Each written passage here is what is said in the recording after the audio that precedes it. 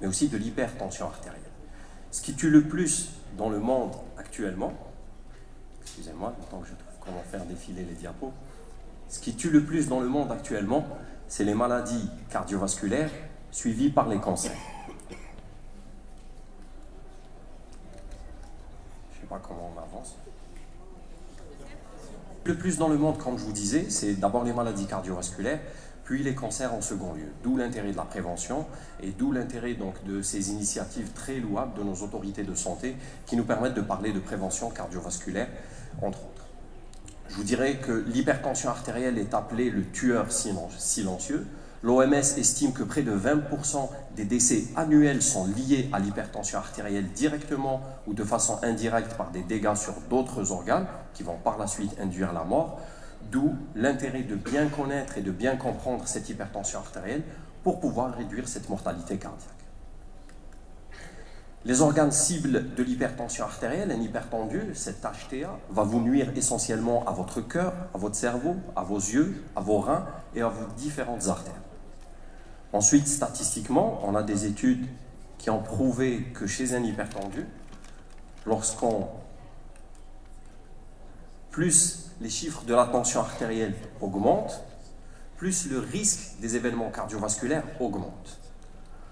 Ensuite, lorsqu'on traite une hypertension artérielle, à chaque fois qu'on fait baisser un petit peu les chiffres de la tension artérielle, quel que soit le moyen avec lequel on le fait, régime alimentaire, t-shirt, les médicaments, à chaque fois qu'on réduit la tension artérielle, on va réduire significativement le risque de ces événements cardiovasculaires, mais aussi le risque de cette mortalité. D'où l'intérêt réellement de faire de la prévention. C'est quoi l'hypertension artérielle dans le monde? Donc là, vous avez une statistique parue dans Circulation 2016, qui est un document relativement récent, qui donne près de 1,4 milliard d'habitants dans le monde concernés par l'hypertension artérielle. On en est où en Algérie? En Algérie, on a eu différentes statistiques, différents chiffres. Les plus récents sont les statistiques de la SAHA, la Société algérienne d'hypertension artérielle, qui donne près d'un tiers des Algériens, j'essaie de défiler les diapos, qui donne près d'un tiers des Algériens, donc 35% des Algériens, qui sont hypertendus. Ce n'est pas effrayant, c'est vrai que le nombre pour nous médecins, il est effrayant, mais vous allez me dire, ces hypertendus, on va les diagnostiquer, on va les traiter. Le problème qui se pose dans notre pays, c'est que beaucoup d'hypertendus ne sont pas diagnostiqués, ou ils le sont, mais ils sont maltraités, ils ne sont pas aux objectifs thérapeutiques. Donc vous avez pratiquement 23% seulement des HTA sont connus, et même les hypertendus qui sont connus ne sont pas traités. Donc on a essayé ensuite d'expliquer ça, et de trouver donc des raisons. Tout d'abord, les patients consultent peu, parce que c'est très souvent une maladie qui est considérée asymptomatique, donc ils ne se savent pas hypertendus. Nous, médecins, on donne très peu d'informations concernant la maladie, concernant les risques et concernant l'intérêt du médicament et du traitement et des règles hygiéno-diététiques.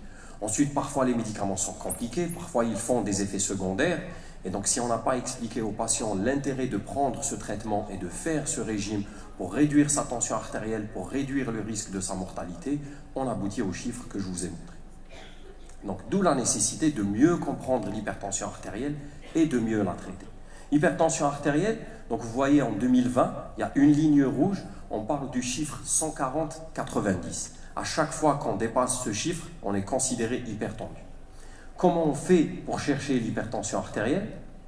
Diapo suivante. Donc tout d'abord, dépistage.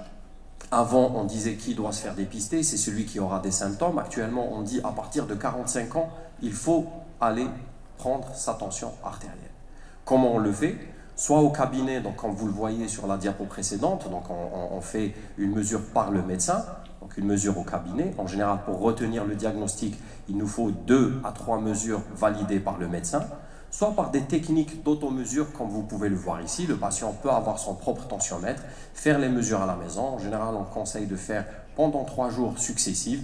Il va faire 3 mesures le matin, 3 mesures le soir. Il écrit tous les chiffres, il les ramène au médecin et le médecin va faire la moyenne des chiffres et on dira est-ce qu'il est réellement hypertendu ou pas. Ensuite, Une fois qu'on a confirmé le diagnostic de cette hypertension artérielle, on ne s'arrête pas là. On a dit que l'hypertension artérielle va induire le décès du patient. Donc on doit agir, et on va agir de deux manières différentes. Soit avec des règles hygiéno-diététiques, soit avec des médicaments, et très souvent c'est avec les deux. Les règles hygiéno-diététiques dans l'hypertension artérielle, je pense que vous connaissez tous, c'est en général, diapo suivante, en général pratique de l'activité physique, le fameux régime méditerranéen, donc basé essentiellement sur les céréales, sur la consommation plutôt de poissons que de viande blanche, que de viande rouge. Et puis vous avez la lutte contre les différents facteurs de risque, le sel, le tabac, le gras, l'arrêt de l'alcool, la lutte contre l'obésité, la lutte contre la sédentarité, etc. C'est très beau de le dire comme ça. Nous, ce que nous faisons dans nos consultations, on le dit avec des chiffres. Maintenant, on sait que ces différentes règles hygiéno-diététiques ont un impact quantifié. Et ça nous parle mieux, nous médecins, ça parle mieux aux patients. On va lui dire, si tu diminues ton poids de 10 kg, tu vas perdre 1 point sur ta tension artérielle. Le 15 de tension arrivera à 14 de tension. Si tu fais un régime méditerranéen, c'est 1 point de tension. Si tu diminues le sel, c'est 1 demi-point. Si tu fais de l'activité physique, c'est 1 demi-point. Si tu réduis ou tu arrêtes l'alcool, c'est 1 demi-point. Et si tu fais plusieurs de ces règles hygiéno-diététiques, tu ramèneras ton 16 de tension à un 13 de tension, juste avec les règles hygiéno-diététiques. Ensuite, très souvent, on est amené à donner des médicaments et le médecin doit choisir la bonne molécule pour le patient. Et donc, il faut insister sur le choix.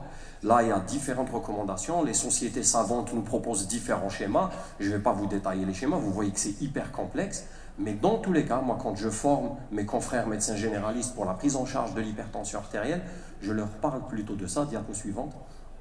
Je leur parle plutôt de ça, du médecin ou plutôt du patient qui monte les escaliers. Commencez par ce que vous voulez. Vous êtes médecin, vous avez un hypertendu, je dis bien médecin, je ne dis pas cardiologue, donc médecin généraliste, cardiologue, interniste, quel que soit votre rôle, vous avez un hypertendu, commencez une molécule. Vous allez comment? Précédente, s'il vous plaît. Commencez un médicament. Ça ne marche pas, passez à une association de 2 médicaments. Ça ne marche pas, vous montez encore d'une marche. Ça ne marche pas, vous montez encore d'une marche. Le tout, c'est d'équilibrer les chiffres du patient, parce qu'en équilibrant les chiffres du patient, non seulement vous réduisez les événements cardiaques, mais aussi vous réduisez la mortalité, ce qui va avoir un impact réel sur la santé du patient, mais surtout sur la santé de la population. Donc, moi je vous invite, durant les journées de prévention qui auront lieu donc demain, après-demain, jusqu'à la fin de semaine, à venir à l'EHS. On organise donc du dépistage du diabète, dépistage de l'hypertension artérielle. On met à disposition les explorations qu'il faut, donc le plateau technique de l'EHS. Vous aurez toutes les informations sur le stand, l'excellent stand de l'EHS DBK qui a été organisé par le staff administratif et qui est chapeauté par, je dirais pas le directeur, mais par mon frère, M. Issaad, s'il me permet de l'appeler comme ça, que je remercie. Et merci à vous pour votre attention. J'espère que le message est passé.